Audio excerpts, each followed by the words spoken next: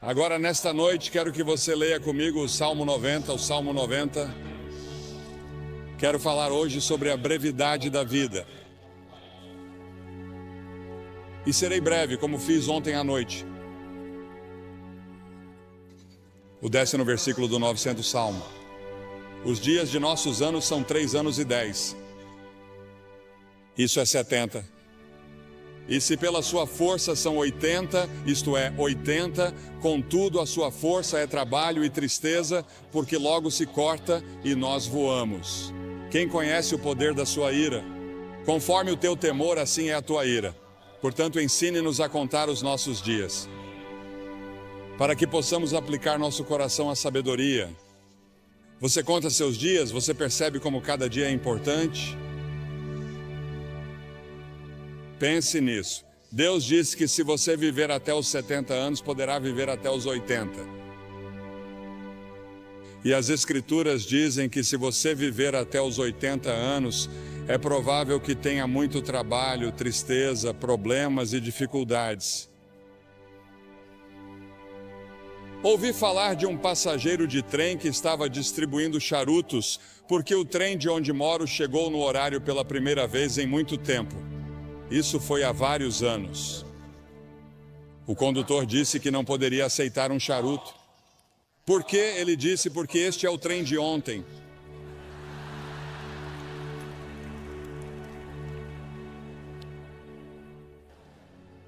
Há o colapso do tempo ao nosso redor.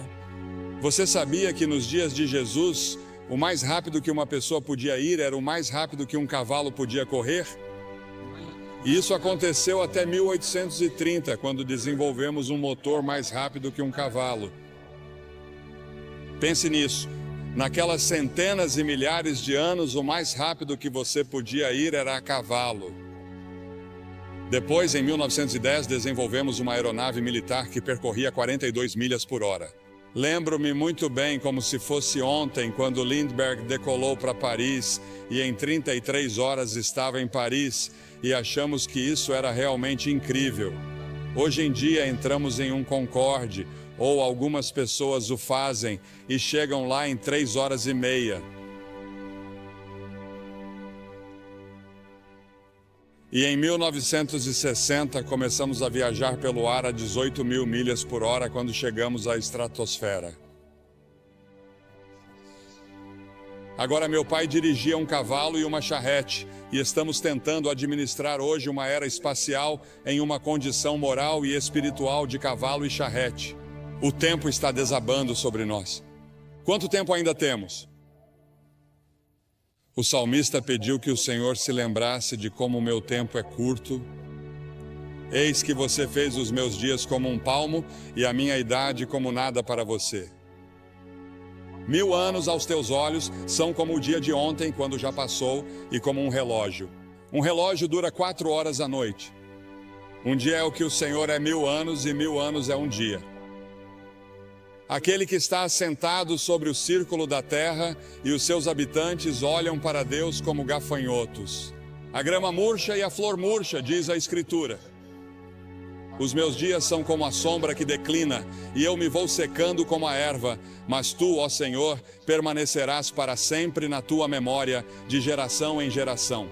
Pense nisso, Deus permanecerá para sempre, mas nesta terra somos como uma sombra. Estamos todos em declínio e morrendo.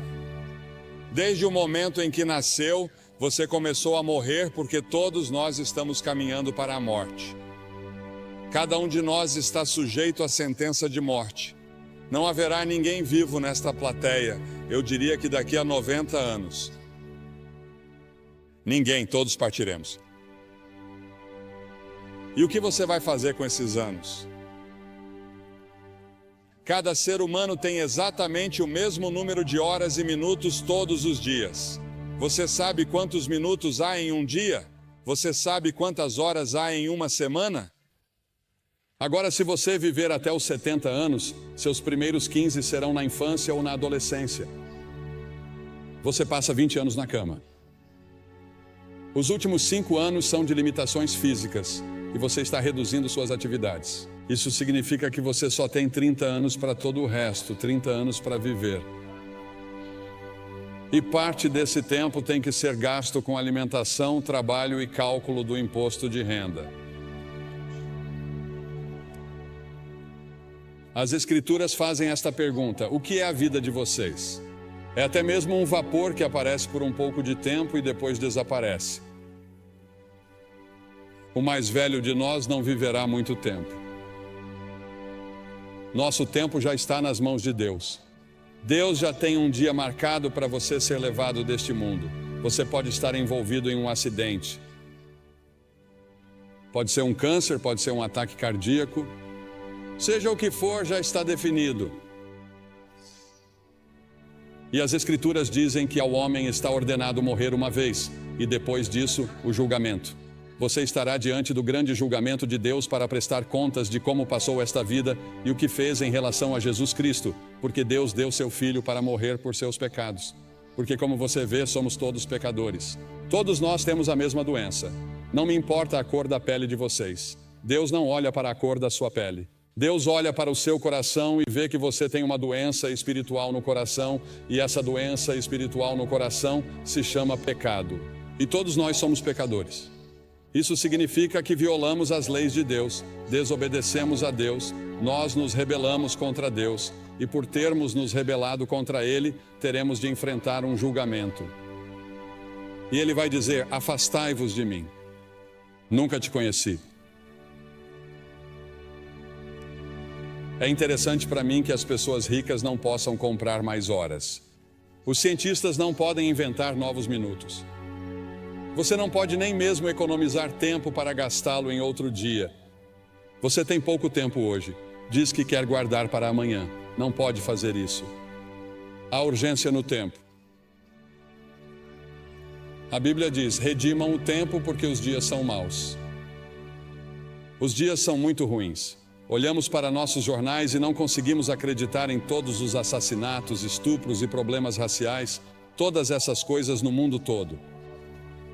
Sim, os dias são maus e temos uma grande tarefa pela frente se quisermos que esta terra seja poupada por muito mais tempo. As Escrituras dizem que devemos redimir o tempo. É uma frase do mundo dos negócios. Significa comprar o tempo. Ouvi falar de pessoas que dão o dízimo de seu tempo. Devemos dar o dízimo de nosso dinheiro. 10% do nosso dinheiro pertence a Deus, se você for cristão. Mas podemos dizimar seu tempo. Reserve 10% do seu tempo e diga: Senhor, isso é seu para o estudo da Bíblia, para a oração. Você diz que passamos muito tempo nas rodovias, indo e voltando, e nas interestaduais, presos no trânsito. Você sabe, inventamos todas essas coisas modernas para economizar tempo, mas temos menos tempo do que nunca. Temos bem menos tempo hoje que meus pais na era dos cavalos e charretes.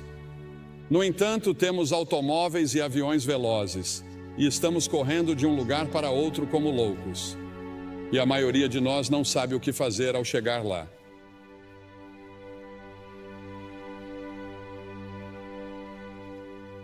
Você tem muito tempo, mas para quê?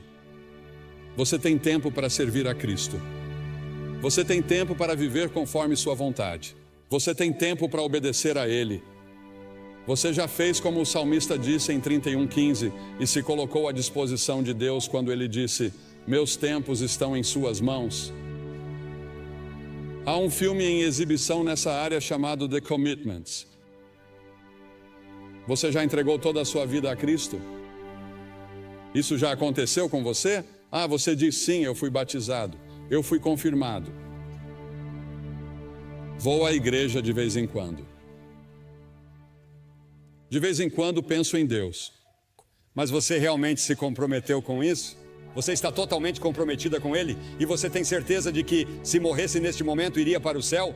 Você tem certeza de que seus pecados estão perdoados? É por isso que Cristo veio e morreu na cruz e derramou seu sangue e Deus o ressuscitou dos mortos. Além disso, há a tirania do tempo. Ele nos controla e ficamos frustrados. Correr de uma coisa para outra porque achamos que não temos tempo suficiente para fazer tudo o que precisa ser feito.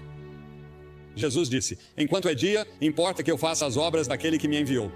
Chega a noite em que ninguém pode trabalhar. A noite virá até você e você não terá a oportunidade de servir a Deus. Sirva-o enquanto você pode. Sirva-o agora. Priorize-o em sua vida. No entanto, no final de sua vida, ele disse: eu terminei o trabalho que você me deu para fazer. Deus tem um plano para a sua vida e você pode concluí-lo com a ajuda de Deus, e Ele lhe dará uma alegria e uma paz que você nunca sonhou que existissem se você colocar sua confiança nele. Ah, sim, quando Jesus deixou a terra, havia pessoas que precisavam ser curadas e vidas que precisavam ser tocadas, mas Jesus disse que havia terminado a obra que lhe havia sido designada. Pelo Pai, Deus designou um trabalho que somente você pode realizar. Você é único. Ninguém pode tomar o lugar de vocês. E Deus precisa de você em seu reino. O tempo pode ser nosso aliado ou nosso algoz. Mesmo assim, o tempo é incrivelmente justo e perdoador. Não importa quanto tempo você tenha desperdiçado no passado, você ainda pode ter o amanhã. Adlai Stevenson disse certa vez que o que conta não são os dias de sua vida, mas a vida em seus dias. Precisa comprá-lo. Qual é o preço que você tem que pagar? O preço é que você não tem tempo para certas coisas. Não devemos ficar à deriva, fazendo todos os prazeres, bebendo e fazendo todas as outras coisas erradas. Deus quer que amemos os outros. A principal coisa que Ele quer que façamos é amar o próximo e amar as pessoas de outras raças. A única coisa que distingue um crente dos outros é o amor que domina a sua vida. Sua vida deve ser cuidadosamente planejada. Depois há o término do tempo. Irmãos, o apóstolo Paulo disse em 1 Coríntios que o tempo é curto. No Apocalipse ele nos diz que o tempo não existirá mais. Jesus e seus discípulos passaram os 94 versículos de Mateus 24 até o final do capítulo 25 falando sobre o fim dos tempos. Ao nos aproximarmos do fim dos tempos, lemos em Apocalipse 12 que o diabo estará freneticamente ativo, porque sabe que seus dias estão contados. Sim, existe um demônio. Existe um Satanás. Ele é uma pessoa real e eles são demônios reais e vão lutar por sua alma esta noite, porque Satanás não quer desistir de você. Ele lutará para manter você no reino dele, pois existem dois reinos. Há o reino do diabo e há o reino de Deus, e você tem o direito de escolher em qual deles quer estar. É claro que não sabemos quando será o momento da vinda de Jesus.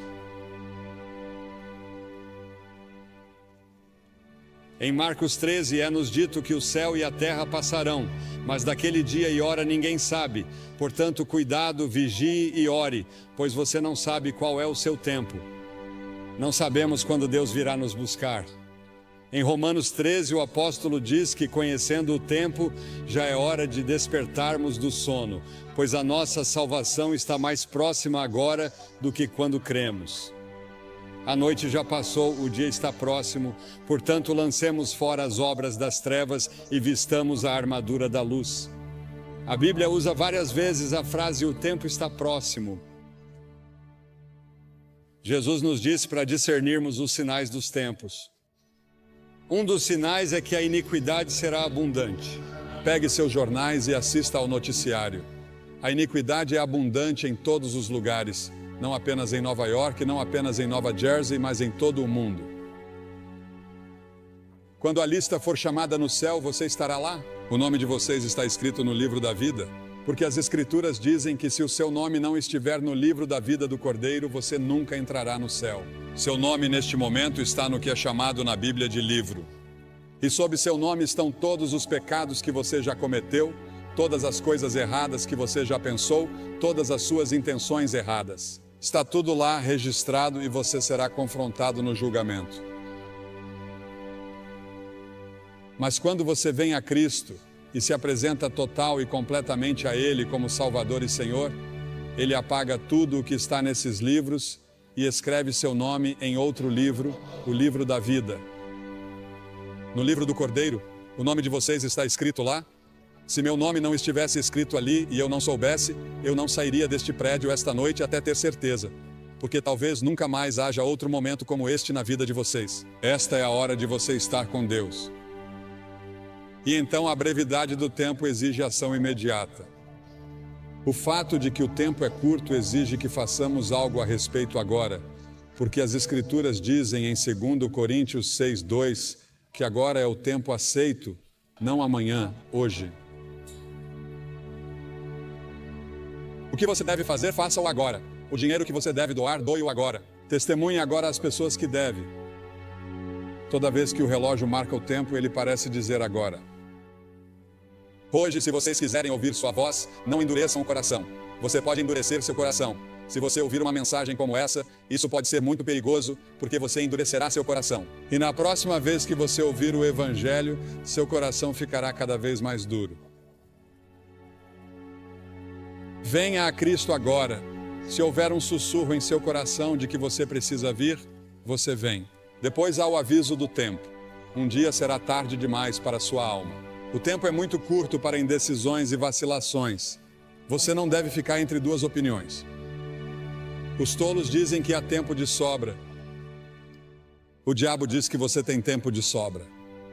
Todas as manhãs você tem 86.400 segundos para gastar e investir. A cada dia, o nome do banco abre uma nova conta com você. Talvez não haja amanhã. Venha agora.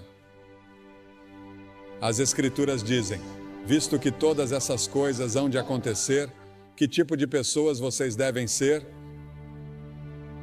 Li um artigo há alguns anos falando sobre algumas pessoas que estavam se divertindo muito na véspera de Ano Novo, e o autor do artigo disse que elas bebiam como se não houvesse amanhã.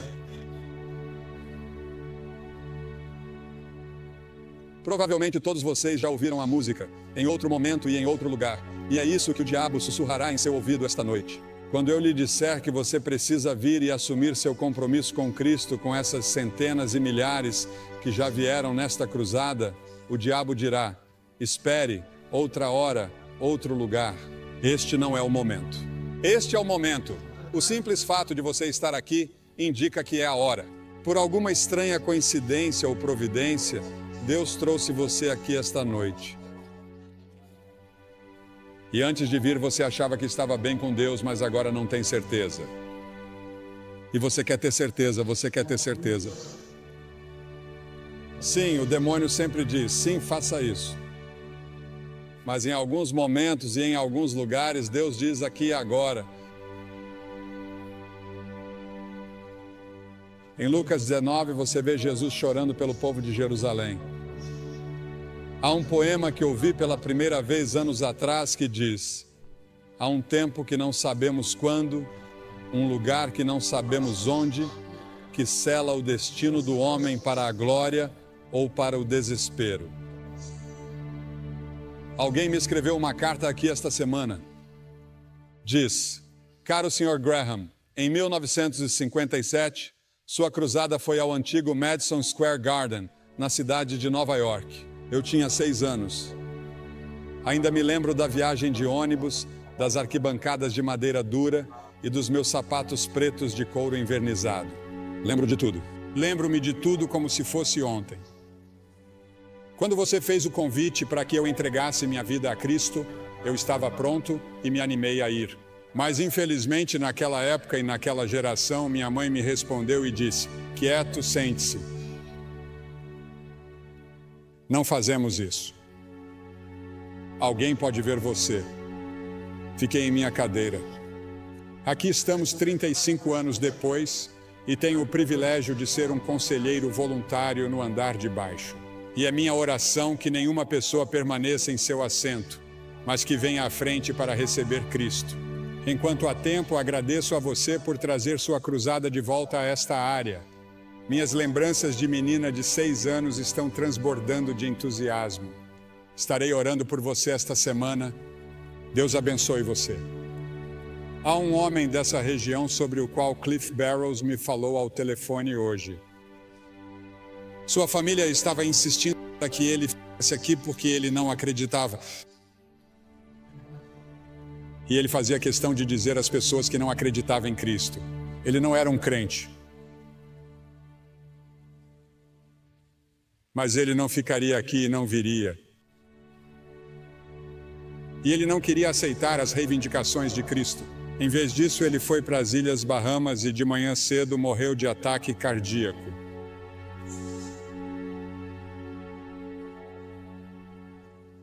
Para ele agora é tarde demais. Sua decisão está tomada. E quanto à sua decisão? Você vai dizer sim ou não às afirmações de Cristo? Cristo morreu por você, ressuscitou, e então o que você tem de fazer? Você precisa primeiro se arrepender de seus pecados. Isso significa que você diz: Senhor, sou um pecador. Sinto muito por meu pecado. Estou disposto a mudar meu estilo de vida. Quero segui-lo e servi-lo. E entrego minha vida a você esta noite, ou rededico minha vida a você esta noite. Preciso de você, Senhor, e quero assumir meu compromisso nesta noite. Nessa cruzada, nunca mais estaremos neste auditório. E você está aqui esta noite. Vou pedir que você se levante do seu assento na varanda. Isso levará 1 minuto a mais, portanto, comece agora. Venham e fiquem todos na frente, na minha frente, na frente do pódio. E depois que todos vocês vierem, vou lhes dizer uma palavra, fazer uma oração com vocês e dar-lhes alguma literatura para ajudá-los em sua vida cristã. Você diz: por que você pede às pessoas que venham publicamente? Porque cada pessoa que Jesus chamou, ele chamou publicamente. Havia algo em tornar isso público. Ele morreu por você publicamente, pendurado nu em uma cruz. Certamente pode vir e apresentar-se aqui publicamente. Assumir seu compromisso com ele e dizer: Senhor, você tem tudo de mim hoje. Quero ter certeza de que estou pronto para conhecer você. Apenas levante e venha de qualquer parte do estádio.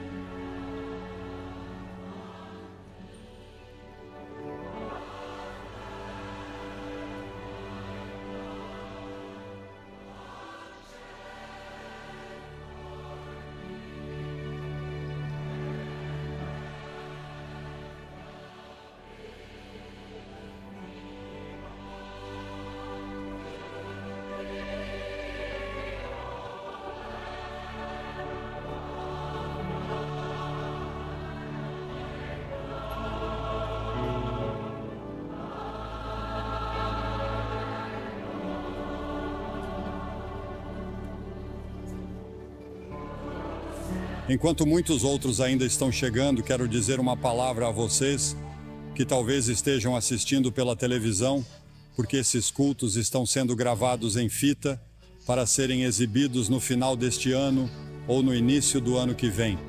E muitas pessoas têm assistido à televisão e você tem pensado em como o tempo está passando rápido. Parece que foi ontem que você era um garotinho ou uma garotinha e o tempo voou. Talvez esteja num quarto de hotel ou num bar. E quero dizer a você que Deus o ama. Ele quer perdoar você. Ele quer fazer de você uma nova pessoa, se você permitir. Você pode assumir esse compromisso onde está agora. Jesus Cristo prometeu que voltaria à Terra. E, senhoras e senhores, Jesus Cristo cumprirá essa promessa. Você está pronto? A esperança da vinda de Cristo deve nos fazer caminhar como discípulos do Senhor Jesus Cristo. Devemos ser sal e luz no mundo e devemos trabalhar como se Cristo não viesse por 1000 anos, mas devemos viver como se Ele viesse esta noite. Você está convidado para uma jornada de descobertas na Biblioteca Billy Graham. Refaça a trajetória de Billy Graham, de humilde fazendeiro a embaixador internacional do amor de Deus por meio de multimídia, fotos e memorabilia. Mas o fruto do Espírito é o amor. Visite a casa restaurada da família Graham, passeie pela livraria Ruth's Attic e faça uma refeição no Graham Brothers Dairy Bar. Aproveite as exposições especiais, os eventos e as atividades sazonais para toda a família. A entrada é gratuita, portanto, venha fazer essa jornada de descobertas na Biblioteca Billy Graham.